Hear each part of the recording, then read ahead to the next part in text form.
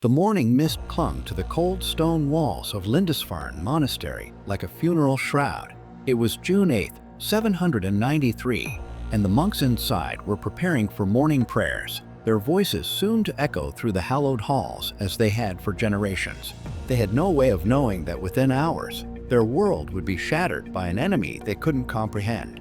Ships appeared on the horizon, sleek and terrifying, cutting through the North Sea like predators closing in on prey. The Vikings had arrived, and they didn't come seeking God. They came for gold, for silver, for everything the monks held sacred. What happened that day would mark the beginning of an era that would reshape Europe forever.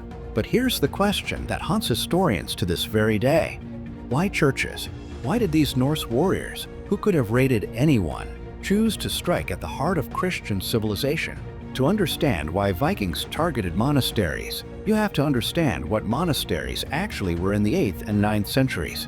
These weren't just places of worship, they were the banks of medieval Europe, repositories of unimaginable wealth in an age where most people lived in poverty. While peasants scratched out meager existences in mud and thatch huts, monasteries gleamed with treasures.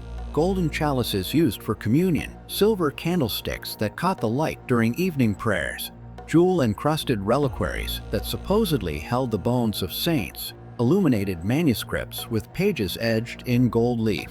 These were institutions that had accumulated wealth over centuries, gifts from kings and nobles seeking to buy their way into heaven. The monks themselves rarely had weapons, rarely had any means of defense.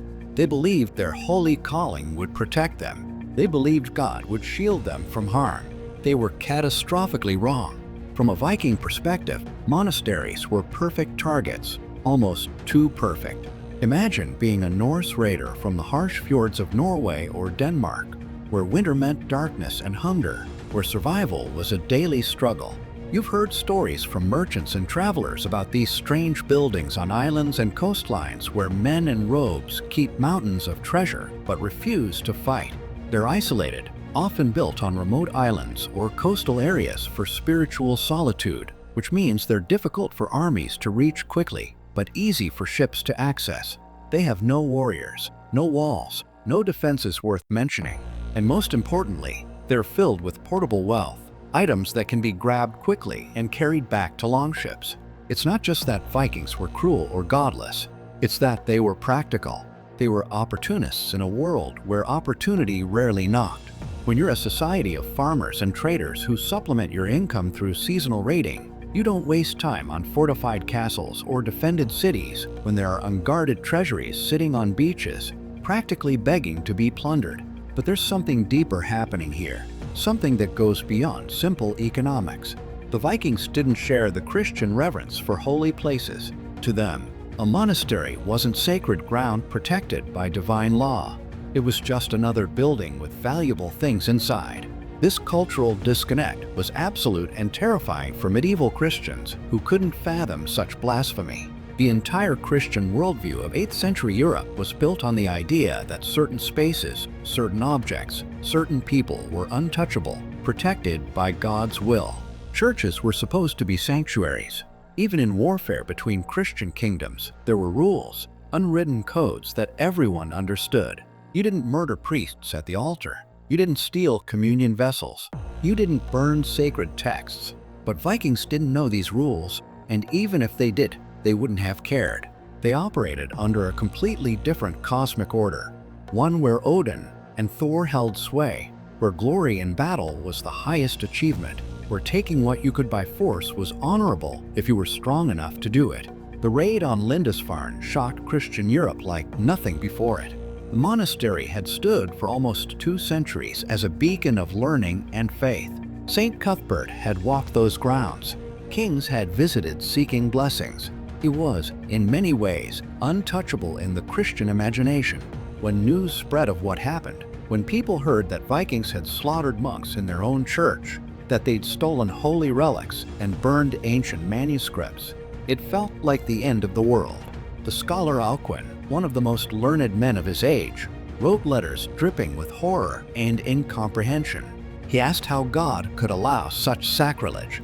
He wondered if this was divine punishment for the sins of Christian society. The idea that these raiders simply didn't care about Christian sanctity, that they viewed monks as easy targets rather than holy men, was almost impossible for him to process. It was a civilizational collision, two worldviews so foreign to each other that communication was nearly impossible. After Lindisfarne, the floodgates opened. Vikings quickly learned that one successful monastery raid led to intelligence about other monasteries, which led to more raids, which led to more wealth flowing back to Scandinavia. Within a few decades, nearly every coastal monastery in Britain and Ireland had been hit. The great monastery of Iona, founded by Saint Columba himself, was raided repeatedly. Monasteries in Francia, in what's now France and Germany, fell to Viking attacks. Even monasteries up rivers weren't safe because Viking longships had shallow drafts and could navigate inland waterways that other ships couldn't reach. The monks tried various strategies to survive. Some buried their treasures, hoping to wait out the raids. Some built round towers, tall structures where they could hide and watch for approaching ships. Some paid tribute, essentially protection money, hoping Vikings would leave them alone. Some simply abandoned their monasteries, fleeing inland with whatever they could carry. But Vikings were nothing if not persistent. They'd return year after year, knowing that even a picked-over monastery would eventually accumulate more wealth. There's a grim irony in all of this. The Christian church had spread across northern Europe partly because of its wealth and power, its ability to offer stability and continuity in chaotic times. Monasteries were symbols of civilization, places where learning was preserved, where art and culture flourished. But this very success made them targets. Their isolation, meant to facilitate spiritual contemplation, became their vulnerability. Their treasures, accumulated to glorify God, became their curse. In trying to separate themselves from the violent world, monks had actually made themselves ideal victims for that world's most efficient predators. Vikings understood something that medieval Christians struggled to accept: that wealth without power to defend it is just wealth waiting to be taken. All the sanctity in the world couldn't stop a determined man with an axe.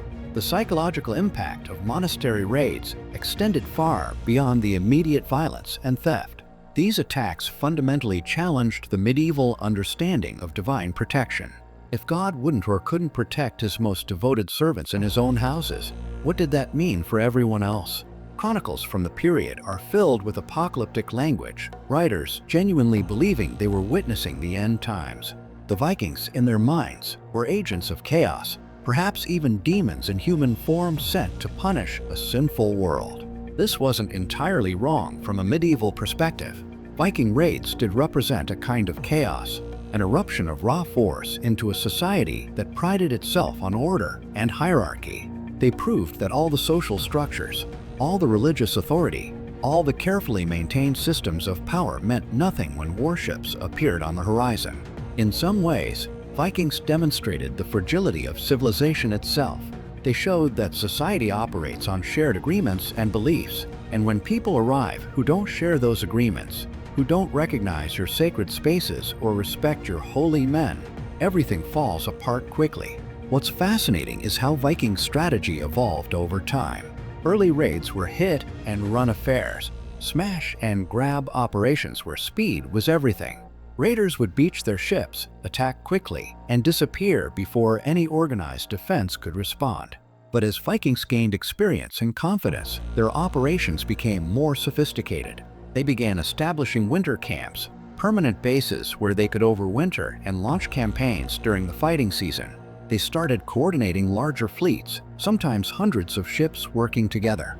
And they began transitioning from raiding to conquest, not just stealing from monasteries, but taking control of entire regions.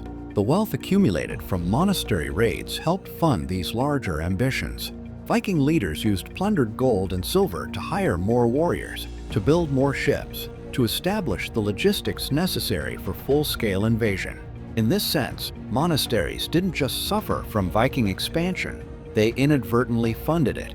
Every stolen chalice, every ransacked treasury, every captured hoard of coins became capital that Vikings reinvested in more sophisticated military operations. The response from Christian kingdoms was slow and often ineffective. Coastal defense systems weren't designed to counter highly mobile raiders who could strike anywhere and disappear into the sea. Kings tried building fortifications, establishing early warning systems, maintaining standing navies, but Vikings almost always had the initiative. They could choose when and where to attack, while defenders had to protect everything everywhere all the time. Some kingdoms resorted to paying Danegeld, enormous tribute payments meant to buy off Viking raiders. This strategy worked occasionally in the short term, but created a perverse incentive structure. Vikings learned they could threaten violence and receive payment without actually fighting, which encouraged more Vikings to show up demanding their own payments. Other kingdoms tried diplomatic approaches, offering Vikings land and titles if they'd convert to Christianity and stop raiding. This sometimes worked, but it also meant acknowledging Vikings as legitimate power players rather than criminals or invaders. The brutal truth was that Vikings had identified a systemic vulnerability in Christian European society, and there was no easy fix. Eventually, things changed, but not because Christians developed some brilliant counter-strategy. The Viking Age ended gradually as Scandinavian societies themselves transformed. As Vikings settled conquered territories, as they converted to Christianity, as they established their own kingdoms and dynasties, they became part of the system they'd once preyed upon.